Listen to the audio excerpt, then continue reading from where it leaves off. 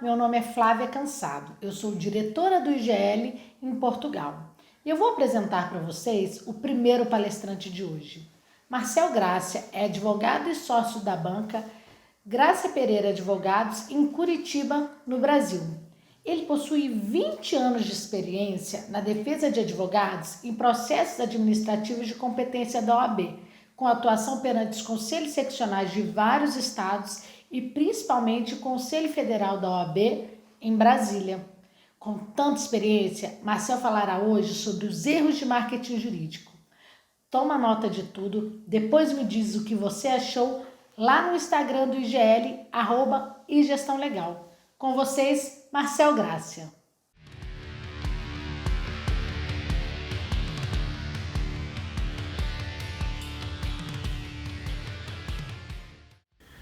Tudo bem? Meu nome é Marcel Dimitrov Grácia Pereira. Eu sou advogado aqui em Curitiba. Inicialmente eu quero agradecer o convite da minha amiga Lara Selling e do amigo Rodrigo Bertozzi para participar desse evento. Para mim, inédito, um formato inédito para mim. Eu achei muito interessante o primeiro Legal to Business Connection. E eu vou tentar nesta meia hora que a Lara me concedeu, gentilmente me concedeu, poder falar um pouco sobre o tema que ela sugeriu, que intitulado como Erros de Marketing. Bom, antes eu preciso só justificar talvez o porquê do convite da Lara para minha pessoa, porque eu advogo há 20 anos e me especializei nessas 2 décadas em toda a matéria de competência administrativa da Ordem dos Advogados do Brasil. E principalmente nos processos disciplinares. Eu advogo para profissionais liberais, nesse caso, principalmente, obviamente, são para advogados, porque eu também advogo para os profissionais liberais, mas eu advogo principalmente para advogados em processos disciplinares de competência da Ordem dos Advogados. Pois bem, talvez essa minha experiência ela tenha um efeito interessante para tentar discutir e para perceber coisas que eu percebo há anos, comportamentos dos advogados que possam eventualmente resultar em processos administrativos disciplinares. Muitos dos processos que tramitam hoje nas seccionais e principalmente no Conselho Federal da OAB tratam da questão da publicidade indevida. E o que gera uma infração que é absolutamente muito conhecida neste meio, que é a infração da captação de clientela, ou seja, uma publicidade indevida, publicidade feita fora do regramento sobre a matéria, ela pode resultar num processo disciplinar. Antes disso, eu estava fazendo um comentário interessante, fui dar uma lida. Eu estava lendo sobre a diferença entre marketing e publicidade. O tema até do que eu vou falar para vocês é sobre erros de marketing. Só que se vocês olharem atentamente, derem uma lida no Código de Ética, ele não trata de marketing, trata da publicidade da advocacia. O texto é um pouco mais direto, trata das ações, porque o marketing é a estratégia geral. Alguns dizem, inclusive, que o marketing é o pai da publicidade e da propaganda. E a publicidade, enquanto o marketing é a estratégia geral, a publicidade é a ação em si do que vai ocorrer a partir de uma estratégia geral de marketing. Mas no campo da advocacia as coisas são um pouco diferentes. E por quê? Porque a advocacia brasileira, foi opção do nosso legislador, adotou um sistema restritivo de sua publicidade. Ou seja, as ações publicitárias do advogado, elas têm caráter meramente restritivo. Então, talvez daí o primeiro erro que eu anotei é achar que a advocacia pode aplicar as mesmas regras do marketing ou da publicidade geral. Do marketing, já que está falando, vamos falar um pouco de estratégia. Obviamente que não pode.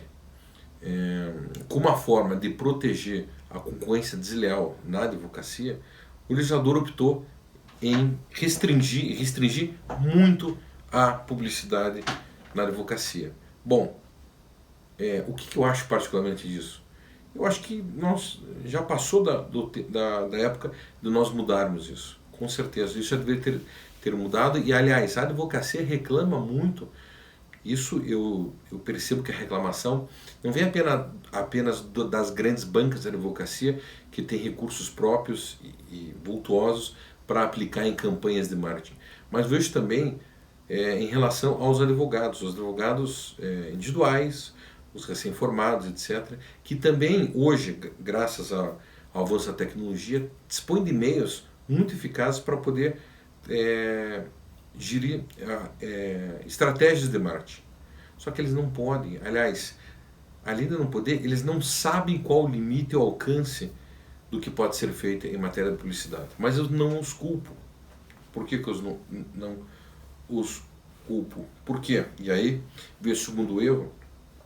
Nós geralmente não lemos durante a faculdade o nosso código de disciplina, e muito menos os provimentos do Conselho Federal. Pois bem, o provimento, enquanto eu falo com vocês aqui, eu vou dando uma consultada nas minhas anotações no meu computador, então não é estranho que eu vou olhar para a câmera, mas vou olhar para cá também. O nosso provimento, o provimento 94/2000, é o único provimento até hoje, editado pelo Conselho Federal da OAB, que dispõe sobre a publicidade e a propaganda e as informações da advocacia. Como advogado, pode exteriorizar isso. E novamente, naquele provimento do ano de 2000, vocês vão perceber que a publicidade é informativa. No entanto que o artigo 2º, ele começa assim, olha, entende-se por publicidade informativa. Aí traz um rol do que é publicidade informativa. A identificação curricular do advogado, o número da sua inscrição, o endereço do escritório, etc. e tal. O artigo 3º fala sobre os meios lícitos da publicidade na advocacia. Eu não vou ler todos aqui, senão nós perderíamos um tempo valioso, eu não tenho muito tempo para poder falar sobre isso. Mas eu recomendo que atentamente vocês leiam o provimento 94/2000. E principalmente o artigo 4º, que fala sobre o que não é permitido ao advogado em qualquer publicidade relativa à advocacia. Pois bem, mas muitos já estão bravejando do outro lado e brigando comigo, falando: Marcel, mas o provimento 94/2000, sim, é um provimento antigo e que maltrata sobre a internet. Aliás, faz uma referência muito en passant, mas não fala praticamente de nada do que nós vivemos hoje. Hoje eu estou falando em 2019. Pois bem, tem um dado interessantíssimo, o provimento é de 94/2000. Você sabe quando que surgiu o Facebook, mundialmente o Facebook foi lançado mundialmente? Em 2005, 5 anos depois do provimento. No mesmo ano em que foi lançado o YouTube, 2005. O Twitter foi lançado em 2006. O primeiro iPhone 2G, eu até lembro direitinho disso, que eu tive o iPhone 2G, foi lançado em 2007. E o Instagram foi lançado em 2010. Tudo isso, que hoje são... Aliás, eu não vi nem que ano foi lançado o WhatsApp, mas é muito mais recente do que isso. Mas as redes sociais, o próprio iPhone, o mundialmente conhecido canal de vídeos, o YouTube, foram lançados anos depois do provimento, que até hoje dita ou sugere algumas regras para a publicidade na advocacia. Ou seja, estamos sim muito defasados. E é uma área absolutamente sensível.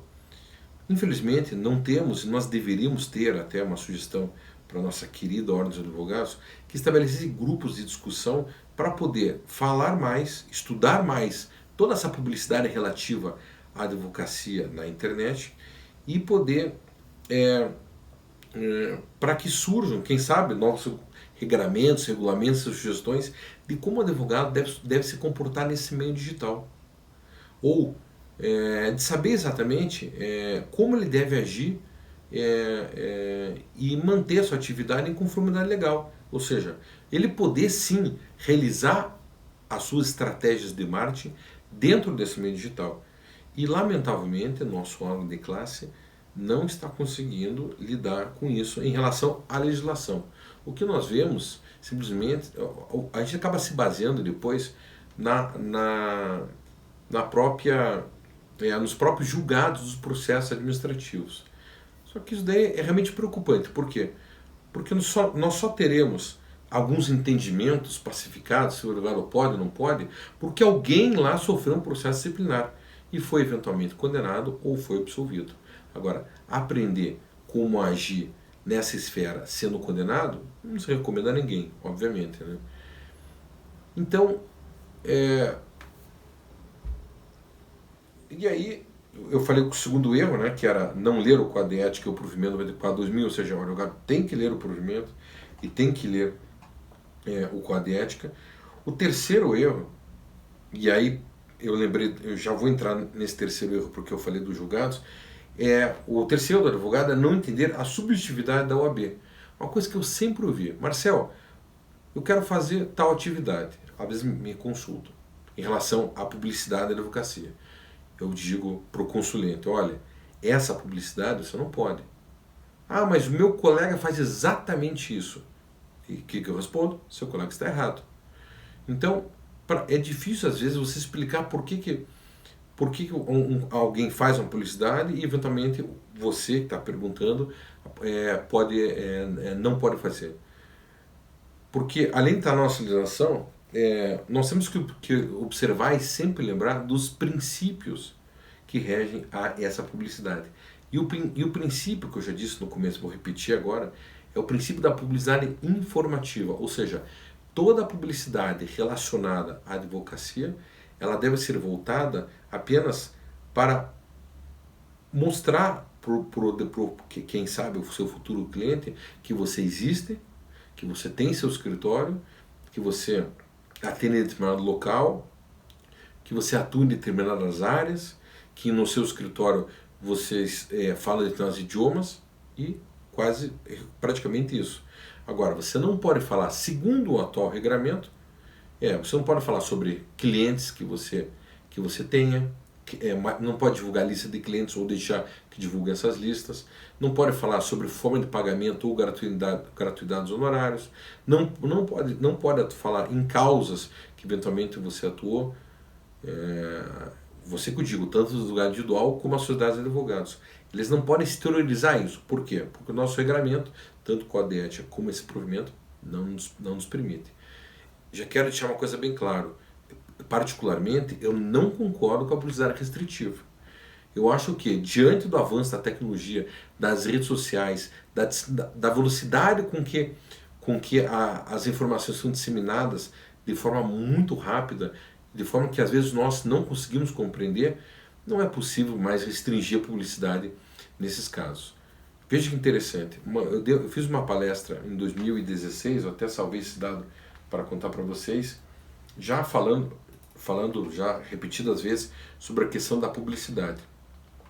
E eu fiz um PowerPoint na época, eu pesquisei uma coisa que eu achei muito interessante na internet e atualizei esses dados. Pois bem, em 2016, esse youtuber famoso, que hoje em dia praticamente todos conhecem, o tal do Whindersson Nunes, tem um canal no YouTube que em 2016 ele tinha 10 milhões de inscritos. 10 milhões de inscritos. Lá em 2016, um vídeo dele atingia rapidamente 8 milhões de visualizações. Um vídeo curtinho, atingia 8 milhões de visualizações. Hoje, esse mesmo youtuber está muito famoso, faz comerciais de televisão e está na mídia direto. Ele tem mais de 36 milhões de inscritos. E um vídeo dele, rapidamente, não atinge mais 8 milhões, mas atinge 15 milhões de visualizações. Pois bem, aí me pergunto, e se um advogado tiver um canal no YouTube? Que faça, então, necessariamente uma publicidade, que faça, então, como diz a legislação, uma publicidade informativa.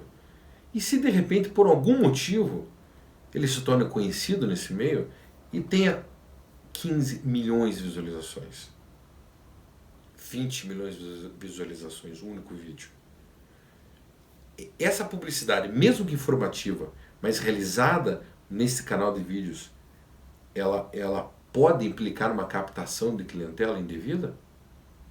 Eu não diria indevida, mas com certeza ele vai captar clientes. Não tenho dúvida disso.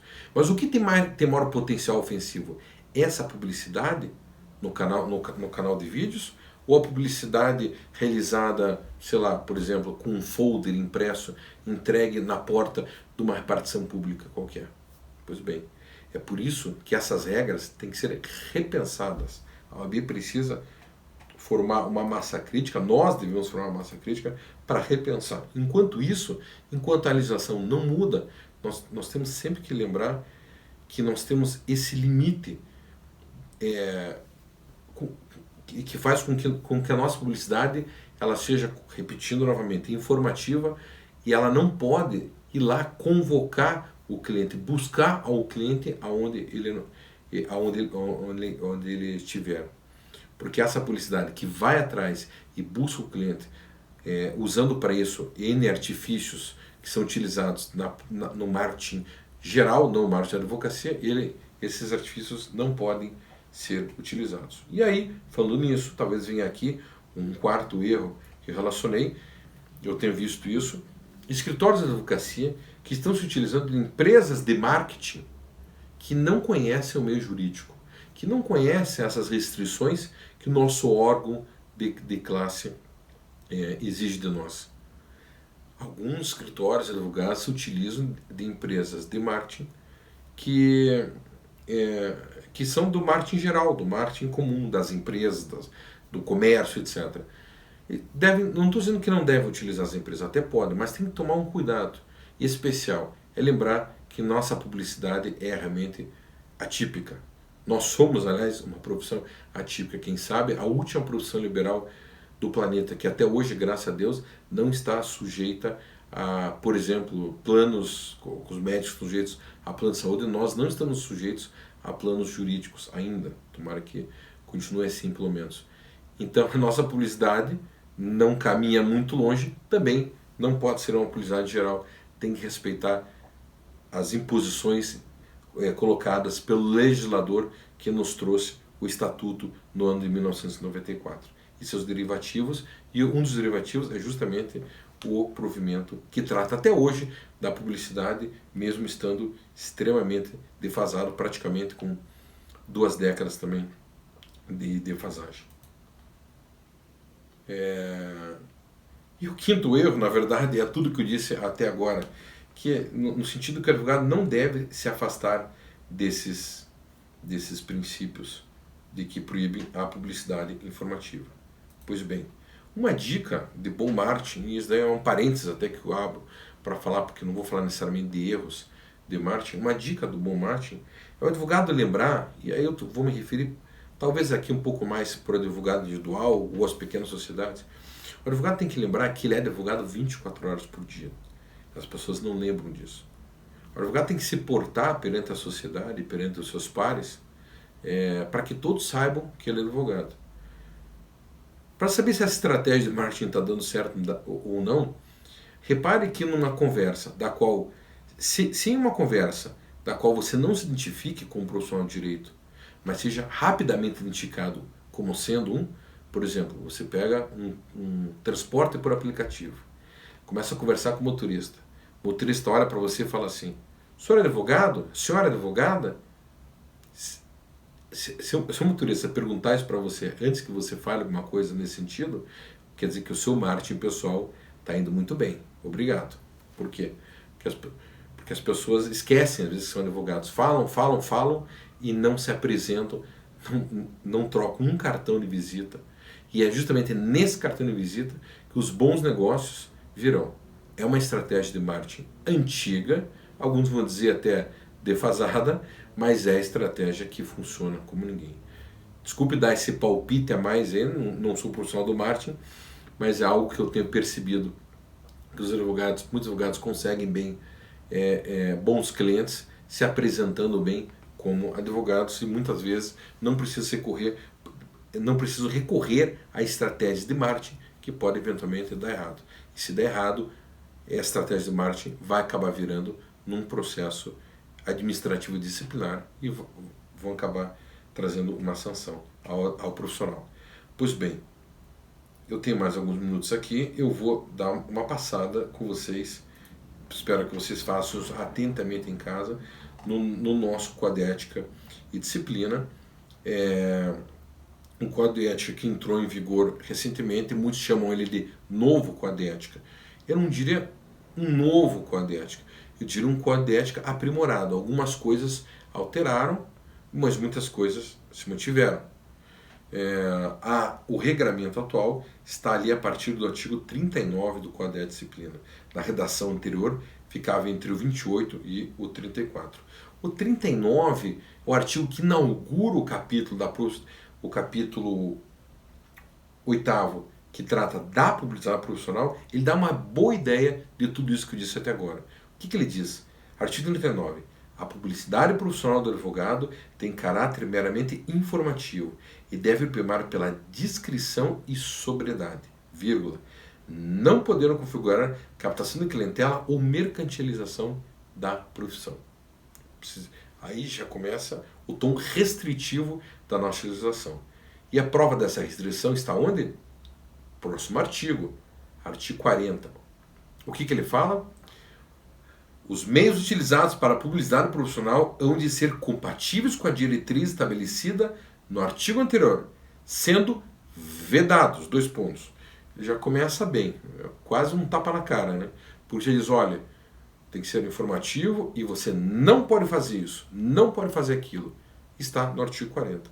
E aí começa um rol extenso de incisos, de condutas que são absolutamente vedadas ao advogado, são proibidas ao advogado. Vou citar algumas delas, talvez as mais importantes. A veiculação publicitária por meio de rádio, cinema ou televisão. Pois bem, já vou parar na televisão. O que será que tem mais alcance hoje? Um bom canal do YouTube ou uma propaganda na televisão? Eu tenho minhas dúvidas, mas acredito que o YouTube já passou muitos canais de televisão, com certeza. O que ainda é vedado? O uso de outdoors, painéis luminosos, formas assemelhadas de publicidade em vias públicas, geralmente. As inscrições em muros, paredes, veículos, elevadores, em qualquer espaço público, não pode. A divulgação de serviços de advocacia juntamente com a de outras atividades, ou indicação de vínculos entre uns e outros, é o famoso caso da divulgação da advocacia com a consultoria administrativa ou da advocacia com o ramo imobiliário. É muito comum, principalmente no ramo imobiliário. Tem um inciso 5 que eu acho interessantíssimo. Veja que estratégia curiosa de marketing. O fornecimento de dados de contato como endereço e telefone em colunas ou artigos literários, culturais, acadêmicos, jurídicos, publicados na imprensa, bem assim quando eventual participação em programas de rádio ou televisão ou em veiculação de matérias pela internet, sendo vedada a referência e-mail. Você não pode fornecer dados de contato, endereço, telefone e tal, numa coluna, por exemplo, no jornal, ou num periódico jurídico. Mas você pode fazer referência a e-mail. Por que curioso isso? Qual a diferença? Você não pode colocar o seu endereço, Rua 15 de Novembro, número tal, cidade tal, etc. Mas pode colocar o seu e-mail? Ora, muito mais fácil encontrar alguém pelo e-mail do que ir necessariamente até seu endereço no seu escritório. Era mais fácil, então, que esse inciso fosse simplesmente suprimido dessa nova redação, mas infelizmente não foi. Mas lembre-se, você pode fornecer o seu e-mail no seu artigo literário. Um outro inciso muito comum, o que é vedado? A utilização de mala direta, a distribuição de panfletos ou formas similares de publicidade, com o intuito de captação da clientela. Pois é. Consegue imaginar algo sem intuito de captação de clientela? Talvez numa hipótese, é uma estratégia, e quem trabalha com marketing ligado a escritórios, pode me pergunta e eu respondo o seguinte. Seria possível ter panfleto, forma assemelhada é o folder, né? O famoso folder. Sem intuito de captação de clientela, sim. É aquele folder institucional que é entregue ao cliente, para aquele que já é cliente, e a seu pedido. E mesmo assim, para que esse folder não seja utilizado de forma indevida, ou seja, um suposto cliente pega o folder e entrega na rua, vai parar em mão de terceiros, eu sugiro que se coloque neste folder um disclaimer explicando que aquele folder só foi e só pode circular nas mãos do cliente ou dos clientes do escritório, mas não do público geral. Isso é uma forma até do advogado salvaguardar nesse sentido. Vamos ver aqui, caminhando já para quase os minutos finais.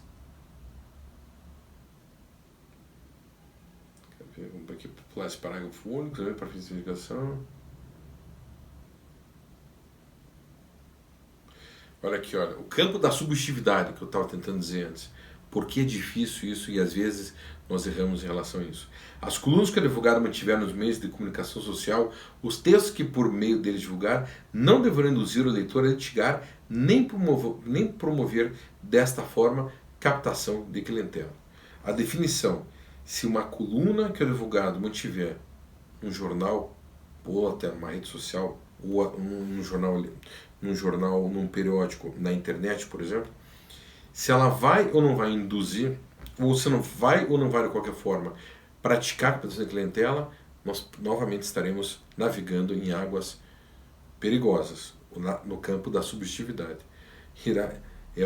Isso fatalmente é o Tribunal de Ética, que irá dizer se aquela conduta ela pode eventualmente ter promovido a captação de clientela ou não. Por isso, é um artigo que precisamos de reflexão.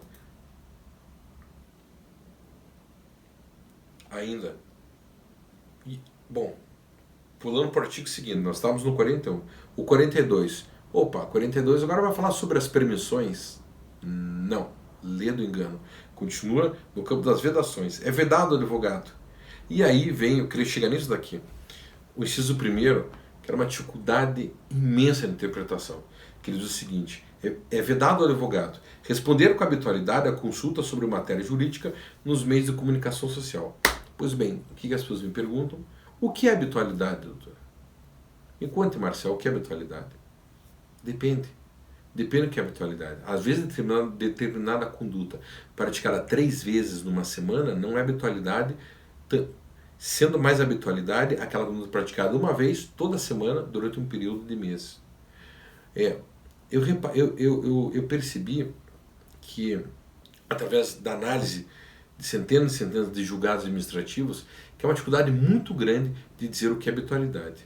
Às vezes pode ser habitualidade para alguém que não é conhecido, mas que de repente aparece falando 2, 3 vezes no programa de rádio, mas às vezes não é habitualidade para um advogado que é nacionalmente conhecido e que toda hora é procurado pelos meios da imprensa e emite sua opinião.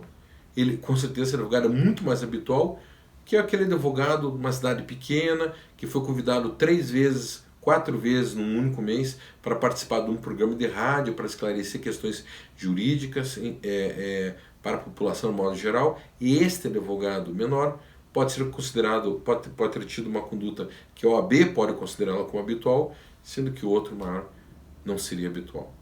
Pois bem, é difícil, não é? A nossa legislação ela traz dificuldades de interpretação muito grandes, muito grandes.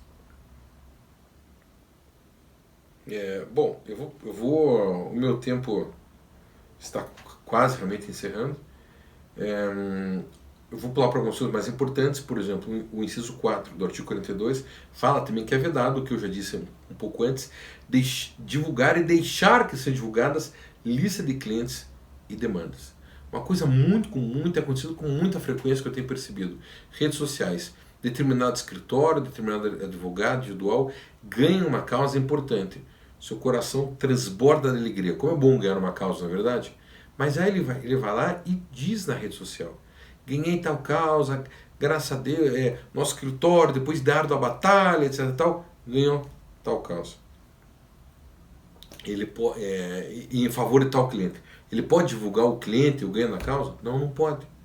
É uma vedação expressa. Ele não pode divulgar o cliente nem a demanda da qual ele atua. Ele está vedado. Então tome muito cuidado. Esse é um erro também muito comum e é um erro até instigado pela forma como a notícia é tratada hoje em dia, principalmente nas redes sociais. Uma coisa que fala da internet, mas não fala das redes sociais por si. O artigo 46. A publicidade vinculada pela internet ou por outros meios eletrônicos deverá observar as diretrizes estabelecidas nesse capítulo. A principal diretriz é a informativa. Por isso, que as campanhas de marketing têm que ser muito pensadas, muito bem elaboradas, para que não transborde esse limite imposto pelo legislador. Olha o que diz no parágrafo 1 desse mesmo artigo. A telefonia e a internet poderão ser utilizadas como veículos de publicidade. Sim, obviamente. Né? Seria incrível imaginar que hoje, em 2019, isso não fosse possível.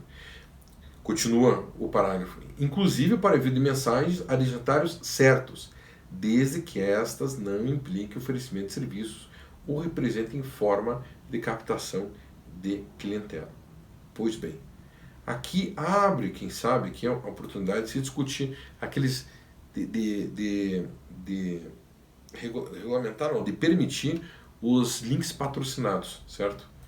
Porque quando você faz um link patrocinado que deverá aparecer em determinada consulta, nada mais é do que o envio de mensagem do destinatário certo. Porque aquele destinatário que está fazendo aquela consulta ou numa rede social ou um mecanismo de busca e encontra uma informação que você colocou lá. Por exemplo, sou advogado do ramo imobiliário. Quando alguém procura no advogado imobiliário em determinada cidade, aparece aquele link. Talvez isso, porque novamente nós trabalhamos sempre no campo de entendimentos do Tribunal de Ética e Disciplina, talvez isso realmente permita que o advogado use esses links para poder fazer uma publicidade informativa do seu escritório e da sua área de atuação. Pois bem, pessoal, chegando ao fim, porque eu já extrapolei o meu tempo, o artigo 47, desse capítulo com a de ética, ele diz novamente que as normas de publicidade profissional constantes desse capítulo poderão ser complementadas por outras que o Conselho Federal aprovar, observar as diretrizes do presente Código. Pois bem, torço fielmente, sou uma pessoa com muita esperança de que o Conselho Federal volte a discutir a questão da publicidade e através de um novo provimento que adoraria que fosse atualizado em períodos muito menores para que o novo provimento trate da matéria da publicidade e permita que os advogados possam utilizar a tecnologia que hoje é disponível. É uma tecnologia do bem, as redes sociais podem ser muito bem utilizadas, como também a gente sabe que pode ser mal utilizada, mas se nós quisermos, elas podem ser muito bem utilizadas na disseminação da boa informação. E eu considero o marketing do advogado uma boa informação. Traz benefícios, obviamente, para o próprio advogado, como para a sociedade. Tá bom? Pessoal, é isso. Repetindo meu nome é Marcel Dimitrov Grácia Pereira. Muitos meus amigos me chamam de Marcel Grácia. Sou advogado em Curitiba. Vocês vão me encontrar aqui em Curitiba, vão me encontrar em Brasília e Brasil afora também.